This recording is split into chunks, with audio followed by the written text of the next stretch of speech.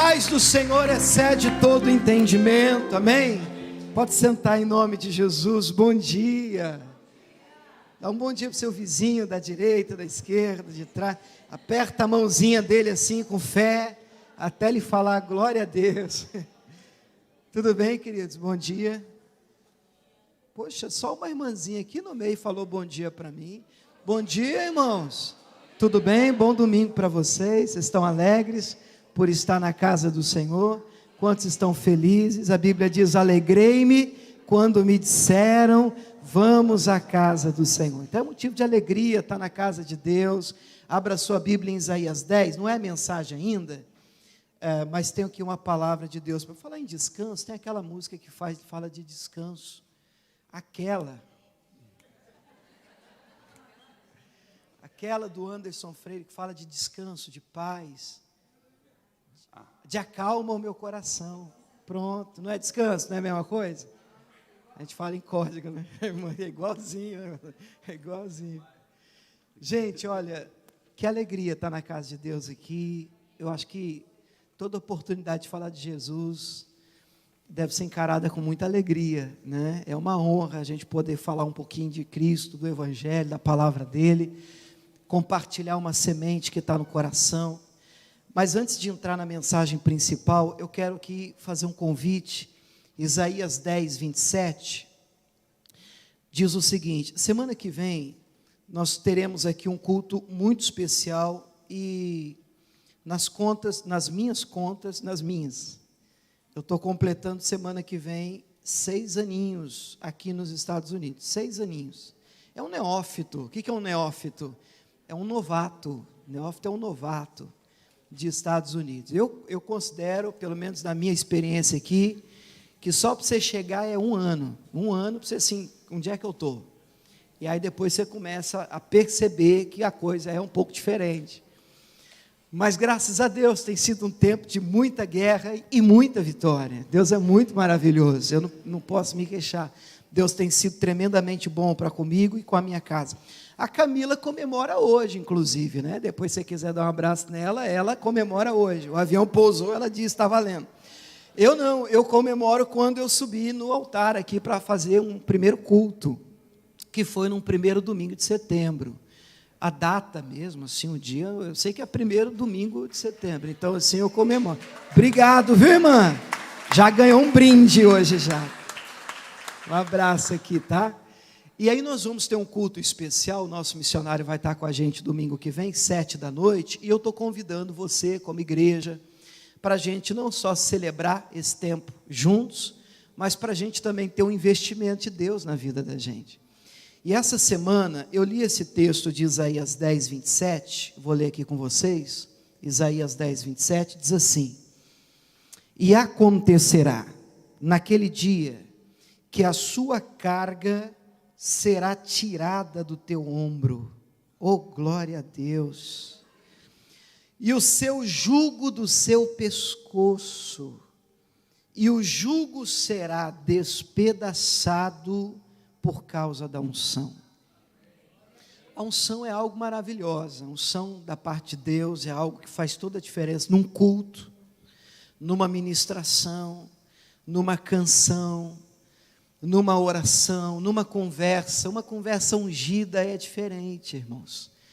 Ainda que palavras sejam ditas em verdade e correção, mas quando isso é ungido, isso entra no coração de uma maneira a causar um resultado, uma transformação, uma mudança na vida das pessoas.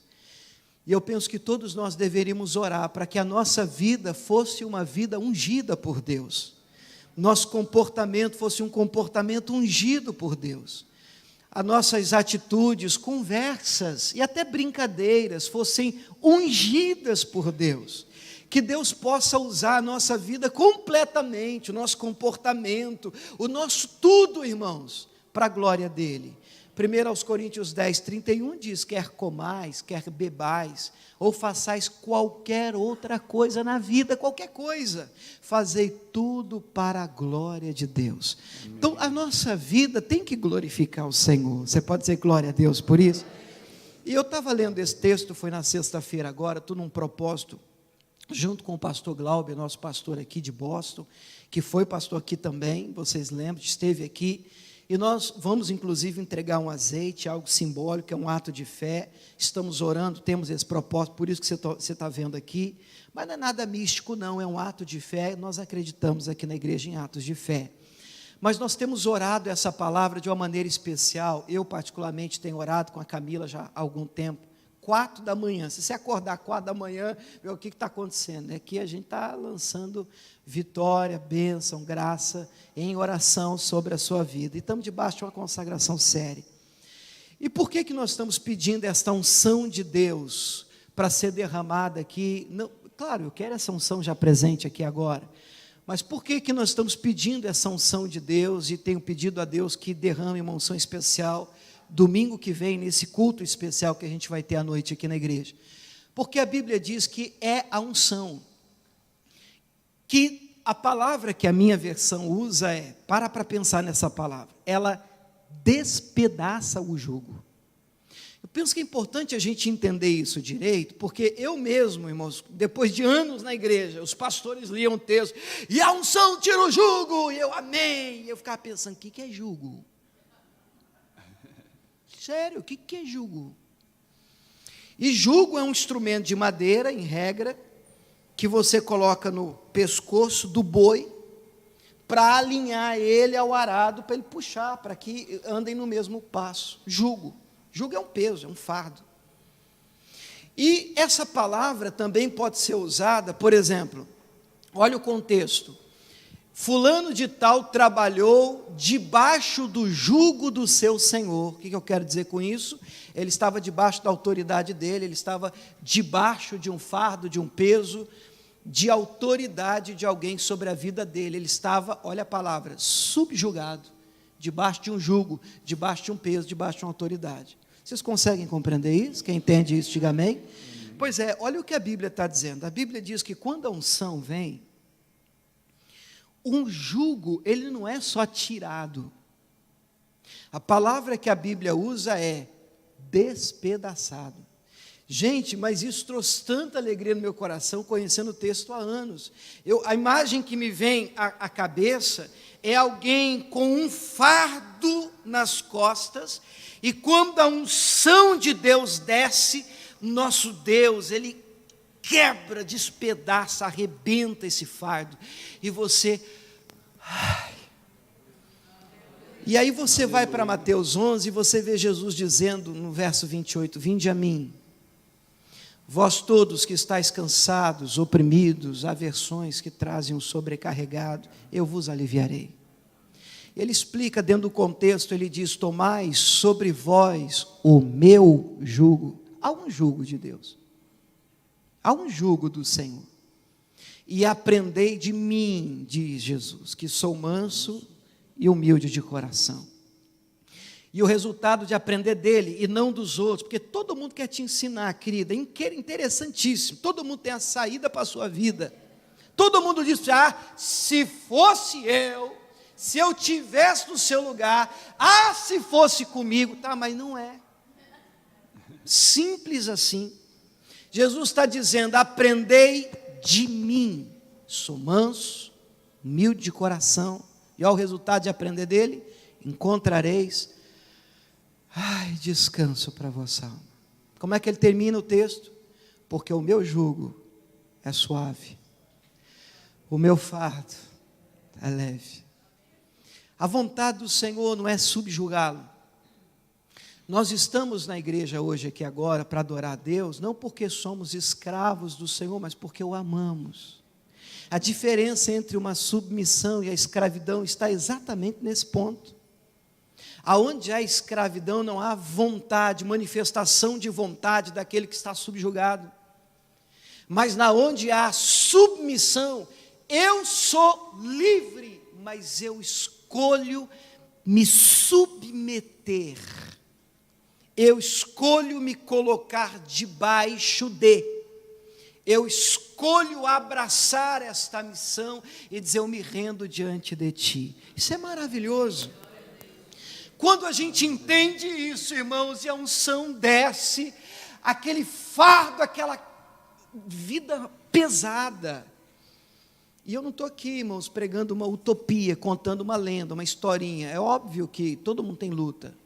Jesus, inclusive, avisou: no mundo tereis aflições. Se você não tem, você é esquisito. É para ter. Jesus avisou: tereis. Ele não diz, pode ser que tenha. Ele diz, tereis, está no imperativo, tereis. Mas tem de bom ânimo, eu venci o mundo. O jugo dele é suave, o fardo dele é leve. Está pesado? Você acorda desgostoso? Eu me lembrei essa semana de uma mensagem que eu dei aqui na igreja, que nasceu no supermercado. Muitos de vocês lembram disso. Eu empurrando um carrinho.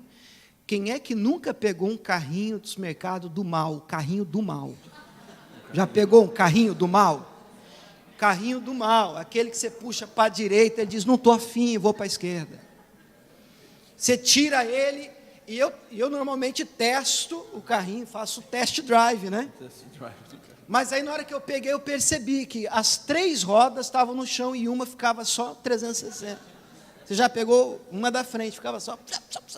Mas o carrinho estava leve, eu disse, beleza, vamos embora. Dava para levar. E a irmã Camila foi colocando o jugo.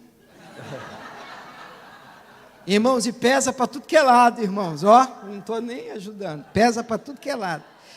E ela foi colocando, e à medida que ela ia colocando, aquilo ia ficando pesado, e eu ia brigando com o carrinho no mercado, daqui a pouco eu puxava para cá e dizia, não vou, e uma luta. E aí o Espírito Santo falou no meu coração, como a palavra que muitos usam aqui, né? Não era suposto ser assim. Não era para ser difícil desse jeito. O carrinho era para ajudar. Era suposto que uma roda rodasse, não é? Olha que revelação. Era para empurrar e te ajudar, e não te atrapalhar. Então eu queria que você analisasse áreas da sua vida e concluísse, à luz das Escrituras, não porque eu estou falando, mas o que Cristo fala sobre jugo, era para ser assim, pesado desse jeito? Essa área da sua vida, era para estar assim, essa é a vida que Jesus veio te trazer. Era suposto estar complicado e você ter que estar brigando com um carrinho nessa área da sua vida? Ou tem um jugo aí que não vem do Senhor? A boa notícia é que a unção despedaça, não é só tira, irmãos, ela arrebenta o jugo. E quando a unção de Deus desce, o alívio vem, a paz vem. E a minha oração, irmãos, e eu tenho orado isso, já comecei, tenho orado por vocês. Fala amém, acredita, amém, irmãos, não estou mentindo. Deus sabe, estou falando verdade. Nós temos, eu e a Camila, orado de madrugada, porque nós queremos ver você muito abençoado. E eu acredito que eu tenho pedido a Deus, claro que a unção de Deus já está aqui, glória a Deus, eu creio nisso, mas eu tenho pedido a Deus que domingo que vem derrame uma unção aqui nesse lugar, uma unção que faça o carrinho funcionar, irmãos. Entendeu ou não?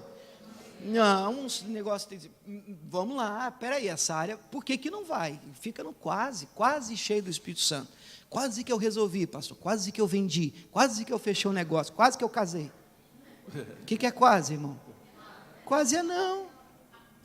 Quase é não. Quase que o meu filho, pastor, quase não resolve. Nós precisamos pôr esse carrinho para andar, nós precisamos fazer a coisa acontecer, nós precisamos entrar nos trilhos da vontade de Deus. Amém? Diga glória a Deus.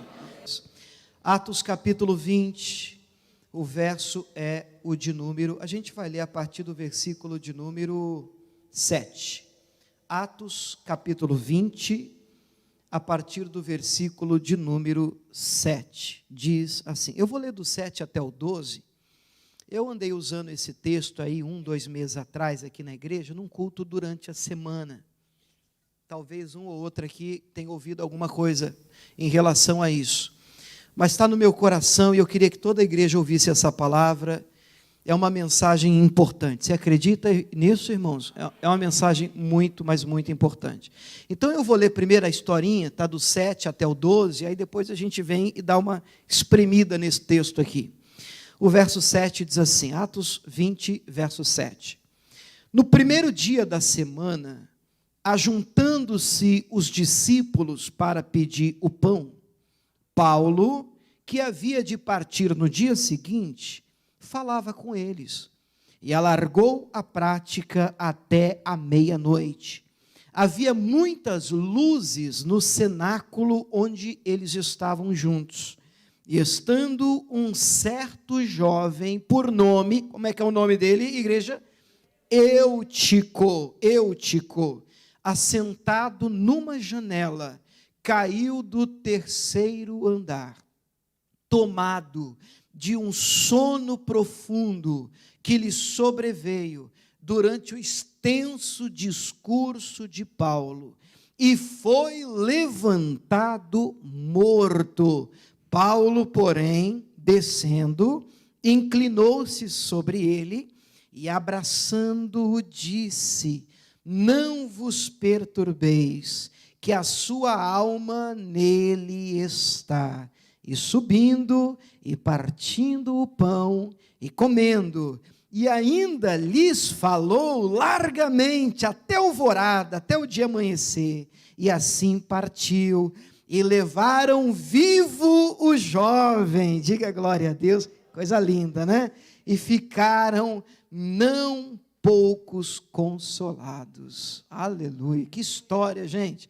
É um cidadão, estava num culto, e o lugar tinha pelo menos 3 andares, porque ele estava na janela do terceiro andar. E aí o apóstolo Paulo se alongou na mensagem, ele acabou dormindo na janela, acabou caindo por conta do sono, e lá no chão ele foi levantado morto, morreu por conta da queda. Então o apóstolo Paulo desce, dá um abraço nele, e o apóstolo Paulo disse: podem ficar em paz, porque a alma nele está.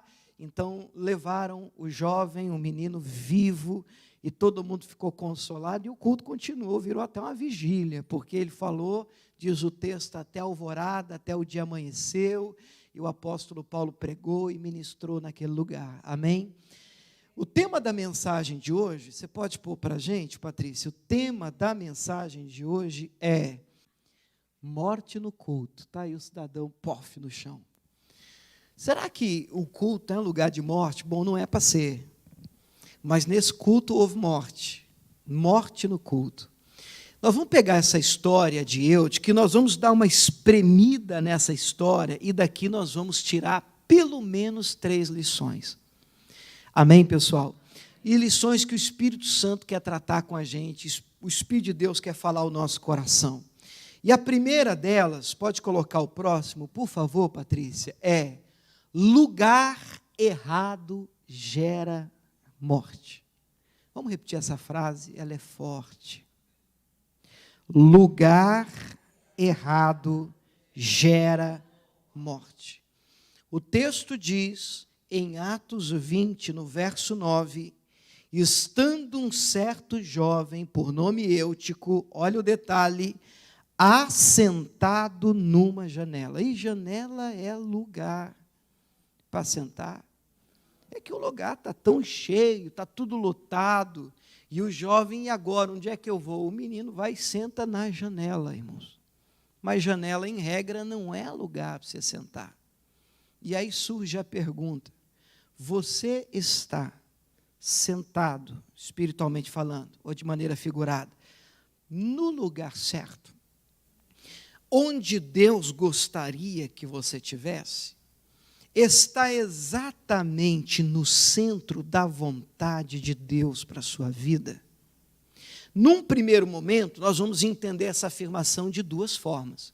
Do lado de cá do extremo, o importante é não vou dizer assim mais importante, mas é importante, é o espiritual da coisa.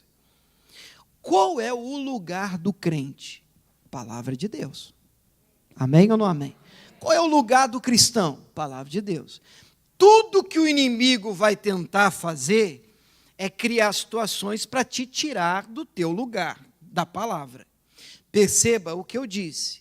Satanás, eu não acredito que tem poder para tirar você do seu lugar. O que ele faz é, ele cria situações, ele arma emboscadas, ele pinta a cena, e nós saímos, deixamos o nosso ambiente, o nosso posto, que a princípio é a palavra de Deus. Quem está entendendo isso, diga amém. Então, às vezes, você está numa batalha, enfrentando uma luta, você está debaixo, como a gente cantou, de uma tempestade, mas tudo isso na sua cabeça, esse negócio, essa vida de crente, esse negócio com Deus, não adianta nada, você vai na igreja, está vendo que sua vida não melhora, só piora, você está andando para trás, vai ver, Deus nem existe, isso vai minando, aí daqui a pouco você chega à conclusão, é verdade mesmo, pronto, Satanás não tirou você do seu lugar, você saiu. Ele armou um cenário, ele pintou o quadro, uma situação, ele usa circunstância, usa pessoas, a gente não pode negar, e quando esse cenário bem montado, arquitetado, esse laço do passarinheiro, ele arma direitinho a sarapuca, quando nós caímos, então nós corremos risco de deixarmos o nosso lugar. Repito, no primeiro momento, o lugar do crente é a palavra de Deus, é a presença de Deus. Quem está entendendo isso, diga amém. Mas eu também tenho aprendido que existe não só um lugar espiritual, não é só estar na palavra. Pelo amor de Deus, entenda, tá? Com todo temor eu falo isso. Estar na palavra é a primeira coisa. Eu tenho que estar na palavra, eu tenho que estar com o Senhor. Mas saindo desse extremo e entendendo eu que o lugar do crente é a palavra de Deus, eu também preciso entender que existem lugares que Deus quer que eu esteja também fisicamente. Vamos de novo para a gente ir com tranquilidade, porque esse é o ponto. Existem lugares onde Deus quer plantar você ali. Ali você vai frutificar. Senão Ele não teria dito para Abraão, sai da tua terra. Vai para um lugar e eu te abençoarei. Então, peraí, não, eu fico aqui que o Senhor me abençoa. Não, peraí, vai e eu te abençoarei. Olha o Zaqueu. Se o Zaqueu pensasse como uns crentes pensam e dissesse assim, você conhece o Zaqueu, né? Está lá em Lucas 19. Ó o Zaqueu. Jesus está vindo nessa cidade aqui, mas se for para ser aleluia, ele vai vir aqui em casa, em nome do Senhor. Não foi essa a ideia dele. O que ele faz? Bem informado, ele decide estar no lugar certo e na hora certa. Vocês conseguem visualizar isso? Lugar certo na hora certa. Então ele corre, sobe numa figueira e diz, eu sei que ele vai passar aqui, hoje eu vou conhecer esse homem. Hoje eu vou ver Jesus. E aí, Jesus passa por ali, olha e diz, ô Zaqueu, eu achei que eu ia conhecer o homem já me conhece. O homem já sabe o meu nome. Desce daí depressa, rápido, hoje me convém pousar na sua casa. Dentro daquela casa, o amor de Cristo nos constrange, ele fica de pé e diz, se eu passei a perna em alguém, e eu acredito que tinha passado sim, eu devolvo 4 vezes mais, eu arrumo minha vida. Jesus não falou nada, Jesus só disse, hoje veio salvação, não só para o Zaqueu, para essa casa. Você já percebeu isso no texto? Você entende como que a postura de uma pessoa dentro da casa, um líder espiritual, um pai de família, uma mãe, uma pessoa de Deus, um marido, uma esposa, como uma decisão de estar onde Deus quer que você esteja, pode mudar não só a sua vida, mas a sua casa, sua família, o seu ambiente, sua empresa, muda tudo, se você estiver no lugar certo. E acredite, janela não é o lugar certo. Janela não foi feita para sentar. Esse cidadão estava no lugar errado. O Salmo capítulo 1 diz que há um lugar que, se nós tivermos plantados ali, o texto diz que nós vamos florescer como árvore bem plantadas nesse lugar. Raízes que buscam águas nesse lugar. Não é assim? Como diz o verso 1. Vamos ler desde o 1? Bem-aventurado o homem, o varão que não anda segundo o conselho dos ímpios, nem se detém no caminho dos pecadores, nem se assenta na roda dos escarnecedores, antes tem o seu prazer na lei do Senhor, medita nela de dia e de noite. Como é que este será? Ele será como uma árvore plantada junto a ribeiros de águas, que dá o seu fruto, na estação própria. As folhas não caem. Como é que termina esse negócio, gente? tudo quanto fizer prosperará. Se você tiver plantado no lugar certo, o carrinho roda, irmãos. Eu não estou falando de ausência de luta, tá? Senão eu vou mentir para vocês. Luta, eu já disse, todo mundo tem. O que eu estou falando é que essa ausência de alegria e de paz por tempo indeterminado, pelo amor de Deus, não é normal. Você tem que vigiar em relação a isso. Josué, capítulo 1, é um texto muito usado pelas pessoas, e eu até já usei esse texto, penso eu hoje, equivocadamente. Olha só o que diz Josué, capítulo 1, o verso é o 3. Você coloca para a gente, que a gente lê aqui no telão, acho que a gente ganha tempo. Olha como é importante a gente entender melhor. Você sabe que aqui em Josué 1, Moisés morre. Aí Deus fala assim para Moisés, eu fico pensando nessa conversa, esse bate-papo. Pensa no bate-papo, ó. Ô Josué, Moisés, meu servo, morreu. Você acha que o Josué não sabia? Será que Deus quer contar para ele? Morreu. E aí? Agora é contigo, querido. Levanta, passa esse povo. Aí as pessoas usam esse texto para justificar que qualquer lugar que te plantarem vale a pena. Olha o que diz o texto. Todo lugar que pisar a planta do vosso pé, vou-lo tenho dado, como eu disse a Moisés. Então, as pessoas param aqui. Aonde eu pôr o pé, pastor? Deus, e é assim, a bênção de Deus me segue, e há verdade nisso, é inegável. Deuteronômio 28 diz que quando eu escuto o Senhor e obedeço a sua palavra, aonde eu for, a bênção do Senhor me seguirá e me alcançará. Amém ou não amém? Agora a gente precisa continuar o texto para a gente entender o contexto. Olha como é que continua o texto. O texto não diz, aonde você pisar é teu, pronto, ponto final, resolveu, vamos embora para casa. Não, o texto diz, aonde você pisar é teu, desde o deserto, desde este Líbano, até o grande rio, o rio Eufrates, toda a terra dos heteus, até o grande mar, o poente do sol, será o vosso termo. Tem uma versão que diz, serão os teus limites. Tem limite?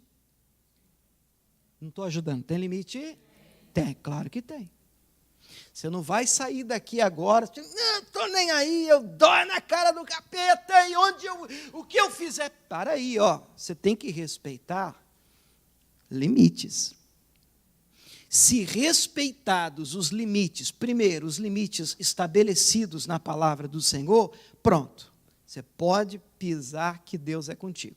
Agora, se limites e princípios da palavra de Deus forem quebrados, querido, você pode beber o vinagre ungido, não vai dar certo, não vai funcionar. Você pode fazer o que você quiser fazer, não vai funcionar. Você precisa estar em conformidade com a palavra. Você precisa estar dentro dos parâmetros, dos limites, dentro dos termos, como diz o texto, estabelecidos pelo Senhor. Quem está entendendo, diga glória a Deus. Por isso que é importante você sempre estar debaixo de oração, até para decisões que você toma na sua vida. Para decisões onde você trabalha, para decisões, eu quero uma direção da paz de Deus para a minha vida, eu quero dar um passo, eu quero fazer isso, eu quero fazer aquilo. Espera aí, Deus, então eu vou orar, vou buscar o Senhor. Quais são os limites da palavra? Eu não posso romper esses limites, eu não posso quebrar esses princípios, porque eu não posso perder o favor de Deus para a minha vida. Então, a primeira grande lição que eu vejo nesse milagre que acontece na vida de Eutico é: o lugar errado gera morte. Você pode repetir essa frase comigo? O lugar errado gera morte. Janela não foi feita para sentar. Então ele estava sentado no lugar errado. A gente precisa estar no lugar certo. A gente, espiritualmente falando, qual é o lugar certo? A palavra de Deus. E fisicamente falando, Deus, eu quero estar onde o Senhor quer que eu esteja. Amém? Quem entendeu esse primeiro, diga glória a Deus. Qual o segundo? Coloca o segundo para a gente. O que a gente pode aprender mais desse texto? Eu queria que você repetisse essa frase comigo. Caiu porque dormiu. Vamos repetir? Caiu porque dormiu. Mais uma vez. Caiu porque dormiu. Por que ele caiu, igreja? Pastor, porque ele dormiu. O texto diz no verso 9, Atos 20, verso 9, diz assim: um certo jovem, por nome Eutico, estava sentado na janela, caiu do terceiro andar. Do terceiro andar dá para morrer, irmãos. Ele morreu.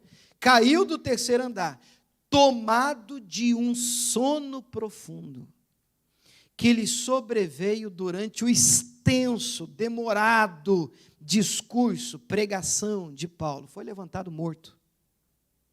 Eu de cara leio isso aqui, mas nem sempre, irmãos, as pessoas dormem na igreja, a culpa é do pastor.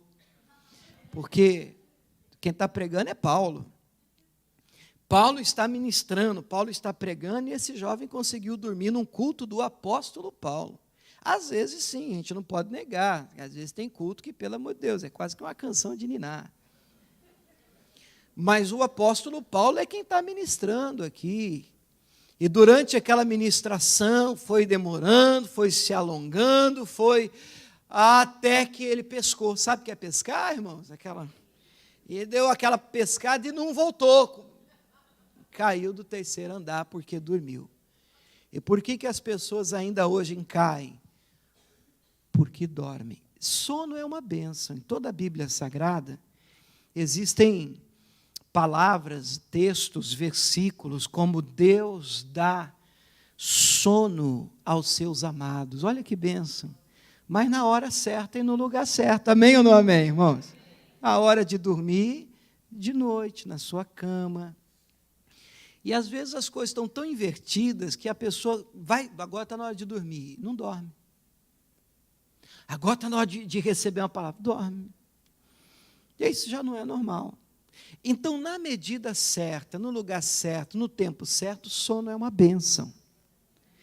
E representa, inclusive na Bíblia, uma paz e confiança na parte de Deus. Em alguns textos, o próprio Jesus, em Marcos 4, tem uma tempestade no verso 35, não precisa abrir, mas Jesus, diz o texto, estava dormindo no barco.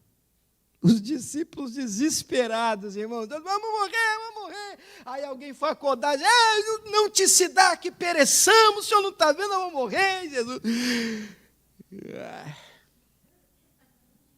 Para mim isso não é um desleixo de Jesus, para mim isso é uma confiança tão grande no Pai. Que isso, como assim, vocês não têm fé não? Depois ele até deu uma bronca nos discípulos.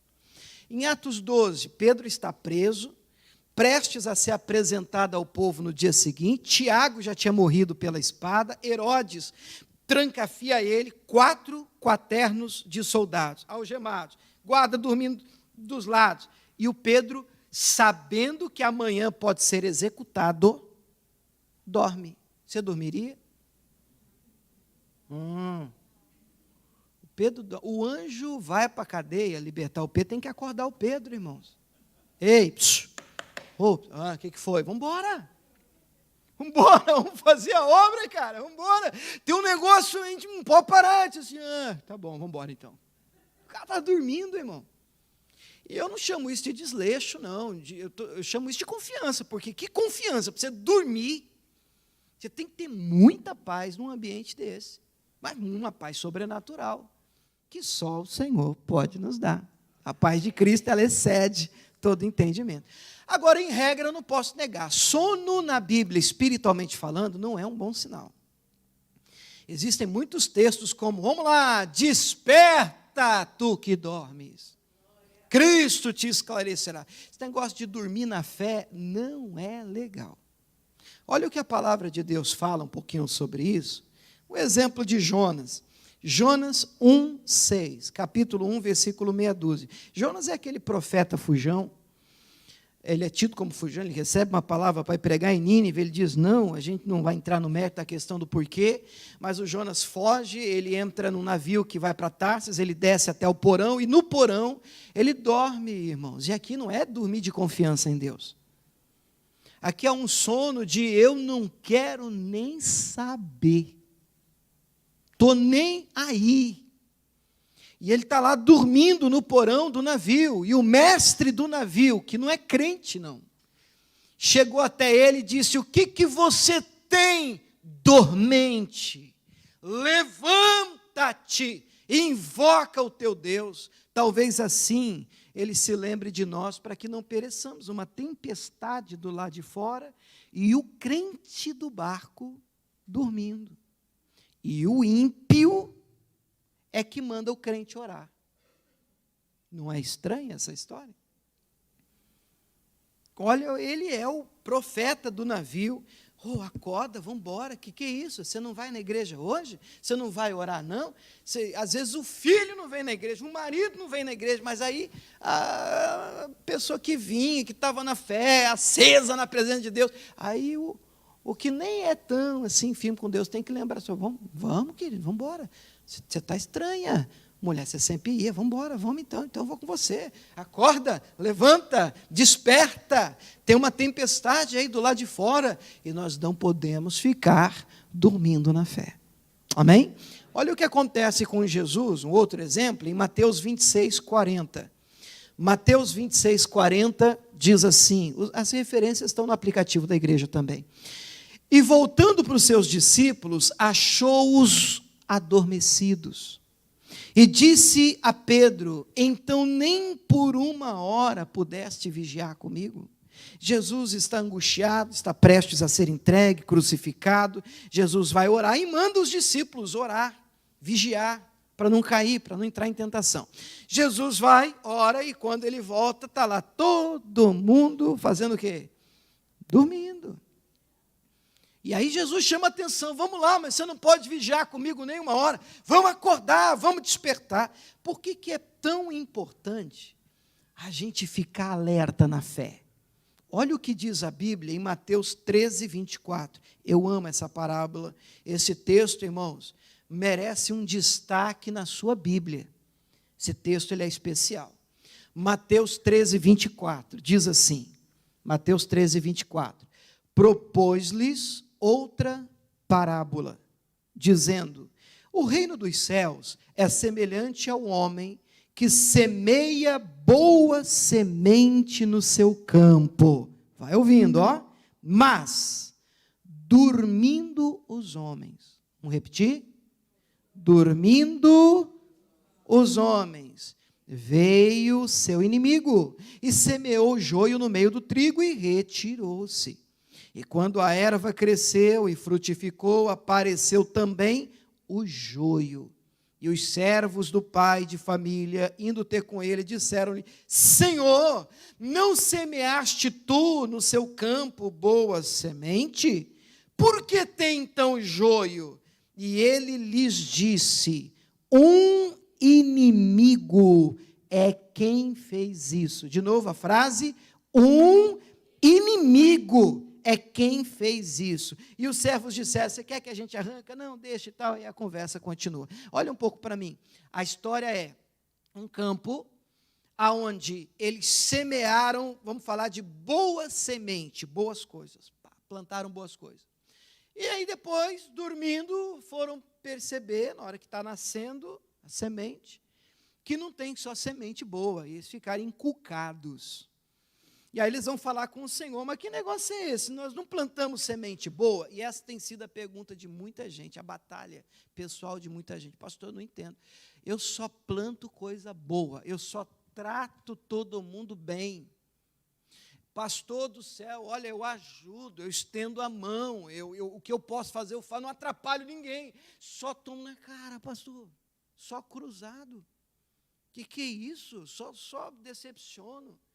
O que eu fiz de errado? Porque a gente tem muito na nossa mente o texto que diz que tudo que o homem plantar, ele vai colher.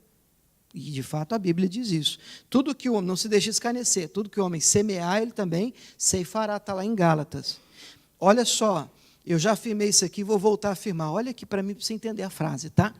Tudo que o homem plantar, ele vai colher, mas nem tudo que ele está colhendo foi ele que plantou. Vamos de novo, para a gente não entender errado isso aqui. O princípio é, tudo que eu plantar, eu vou colher. Mas nem tudo que necessariamente eu estou colhendo, fui eu que plantei. Você conseguiu entender a diferença? Por quê? Porque aqueles plantaram sementes boas. Aí na hora que eles disseram, mas por que está nascendo uma semente ruim, joio no meio do trigo? O que é isso aqui? Nós não plantamos isso aqui. Eu não mereço isso. Eu não fiz para merecer isso. Eu nunca tratei ninguém mal. Eu não plantei isso para colher isso na minha vida. Então quem fez? O Senhor disse, o inimigo fez isso.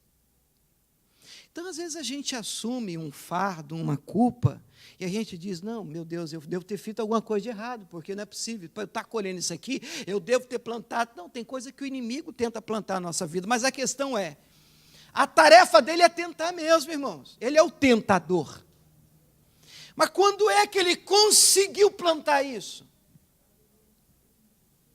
Quando? Não estou ajudando. Quando? Quando eles estavam dormindo. Quando eles cochilaram. Espiritualmente falando, o mesmo acontece. Irmão, quando a gente cochila, o inimigo vem e apronta.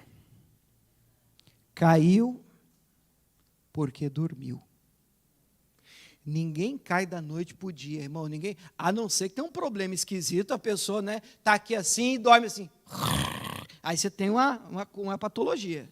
Não é normal. Como é que é normal? Você começa a dar assim, o olho vai ficando pesado.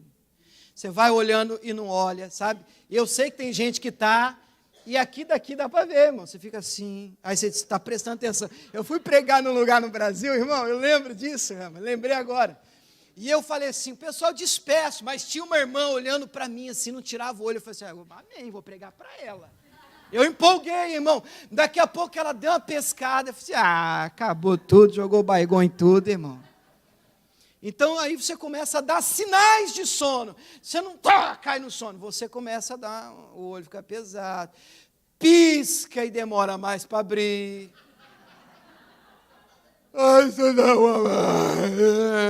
Aí você dorme. Irmão, ninguém cai assim. Nossa, caiu. Ninguém cai. Você tropeça aqui e pousa lá.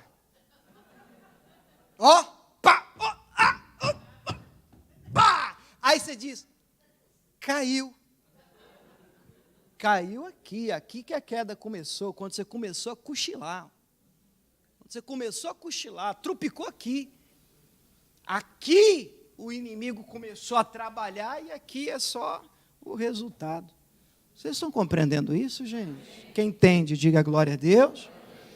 Bom, qual que é a primeira lição? A primeira lição que a gente viu daqui, lugar errado gera morte. Janela não é lugar de sentar. Número 2, qual que é a segunda lição que a gente acabou de ver?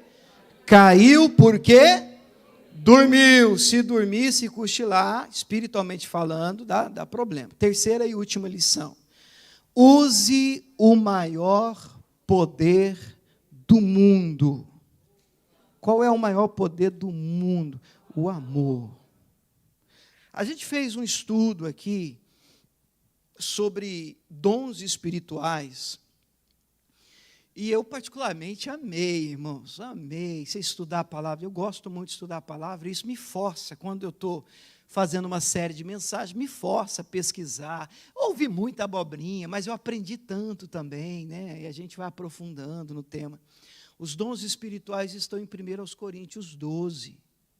Eu, inclusive, queria até ler para você o verso 31, porque o capítulo 12 fala dos dons e depois fala da igreja como um corpo. Um corpo, a igreja é um corpo de Cristo, amém? Só que como é que termina o capítulo 12? O último versículo, 31, diz assim, portanto, procurai com zelo, com cuidado, com cautela, os melhores dons. Então, vamos procurar os dons.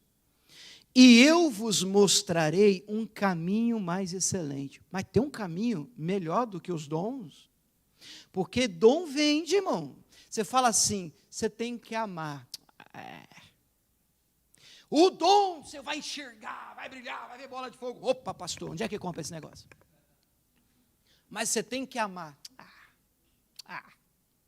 Aí vem o apóstolo Paulo e depois de falar de todos os dons, ele diz, tem um caminho mais excelente. Aí começa o 13. Como é que começa o 13? Ainda que eu falasse língua dos homens e dos anjos, ainda que você orasse em língua estranha na igreja, o dia todo, em casa, e se eu não tivesse amor, Nada. Resolveu alguma coisa? Não, pastor, mas eu tenho dom. Olha, o que mais? Será como um metal que sino, isso aqui, traduzindo, é só barulho. Não ama? Só barulho. 2, o que mais que diz o 2? Ainda que eu tivesse o dom da profecia, Deus está me mostrando, irmão. Você não é capaz de abraçar ninguém, conversa tudo furado, irmão. Tudo conversa furada. Dom de profecia, conhecesse os mistérios, a ciência, tivesse fé, olha como, e a fé vende, irmãos, mas eu tivesse uma fé que transportasse monte, em nome de Jesus, sai um montão, já vem, imagina você transportar esse montão de lixo aqui na Sample, pela fé, mas se você não tiver amor,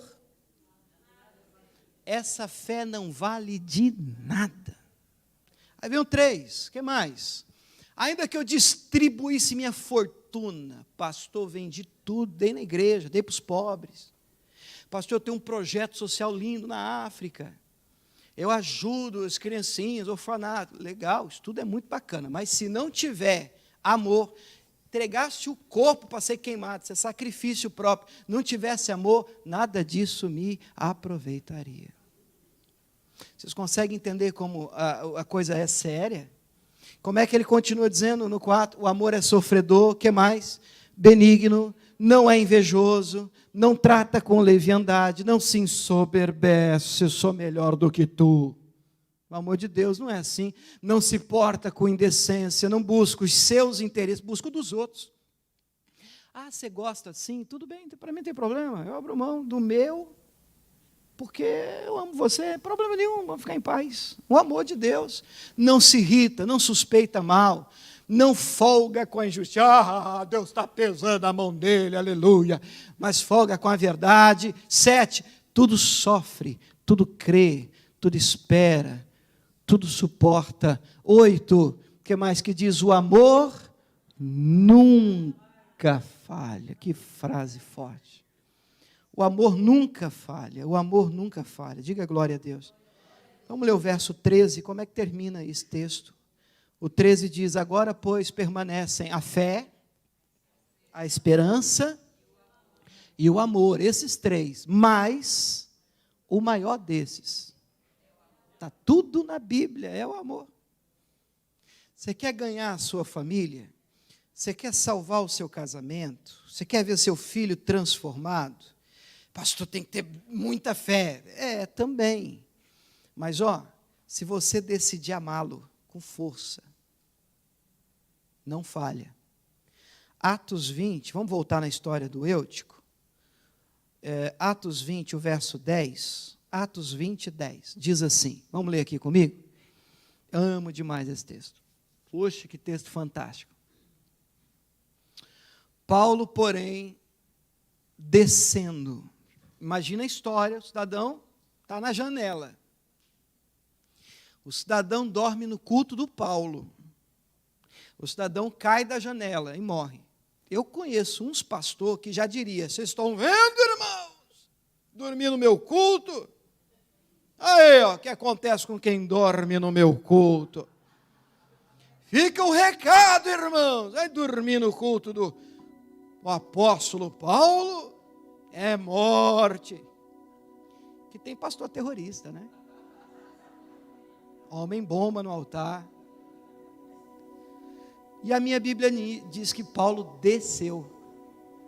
Não fala muito? Você entendeu ou não? Desceu.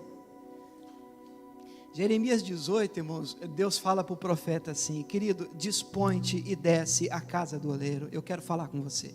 Eu penso que quem não desce, irmão, não vai ouvir Deus nunca.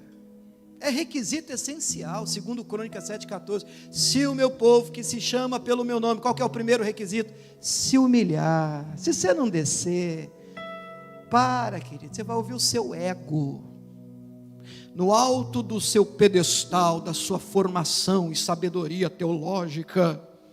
Imagine, miserável, não entende. Cara, você quer ganhar alguém, você quer ressuscitar alguém, sabe? Você quer trazer vida para quem está morto, desce desse terceiro andar. Aí vem o Paulo, para o culto por causa dele, irmãos. E ele desce. Aí lá embaixo ele dá um sermão. Não. Ele diz que inclinou e abraçou o morto. Eu acho que é disso que as pessoas precisam. Porque se Jesus é vida, e a Bíblia diz em João 14,6, eu sou o caminho, a verdade e a vida, ninguém vem ao Pai se não for por mim.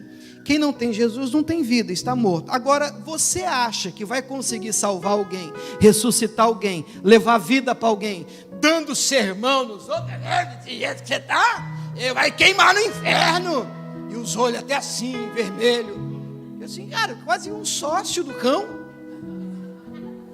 Rapaz, por que você não traz essa pessoa para perto, cara? Olha, abraça essa pessoa, abraça esse menino, abraça, meu Deus, vem cá, rapaz, eu sei que você faz o que faz porque você está morto. O que você espera de um morto, irmão? Às vezes a gente quer que a pessoa entenda, tenha a mesma mentalidade. Você tem 10 anos de igreja, você tem 20 anos de Jesus, de Bíblia. Como é que você vai esperar de uma pessoa que está morto? Não sabe Bíblia. Você quer que ele entenda, enxergue o que você enxerga? Não vai enxergar, você tem que descer. Você tem que descer onde ele está. Você tem que abraçar ele, igual aquele pai do filho pródigo, que o menino volta com o coração apertado, dizendo, levantar-me-ei, irei ter com meu pai. Ele está lá no chiqueiro, decorando o discurso, levantar-me-ei, irei ter com meu pai, dir-lhe-ei, pai, pequei contra o céu, pequei contra ti, eu não sou digno de ser chamado teu filho. Ele decora, toma coragem, a orelha queima de vergonha, mas ele diz, vamos lá, se ele pelo menos me colocar como um escravo, um servo, eu já vou ganhar mais do que eu estou ganhando aqui, porque eu estou querendo comer a comida do porco, e nem isso estão me dando. Lavagem lá na minha terra, a gente chama. Aí lá vai ele, decorou o discurso, na hora que ele aponta, o pai vem ao encontro, e um abraço, irmãos. Às vezes não é a oração, vocês entendem o que eu estou falando? Às vezes não é a pregação, seu filho não precisa, espera aí, guri miserável, abre a Bíblia, olha o que está escrito aqui. Às vezes não é isso. Às vezes vem cá, querido, e ele vem, ai, eu não sou digno, cadê o bezerro? Churrasco, irmãos. Meu filho estava perdido, e ele abraça, não tem ministração, oração, vamos fazer aqui uma busca, não, às vezes não é isso, eu não estou falando contra isso, vocês estão entendendo, eu estou falando, às vezes não é isso, é descer, pegar quem está morto, abraçá-lo, dizer assim, rapaz, meu filho, te amo, vem cá, meu marido, eu te amo, minha esposa, amo você, estamos juntos, em nome de Jesus, vai dar certo, fique em paz. Não precisa de uma pregação, precisa de amor. Você pode dizer amém?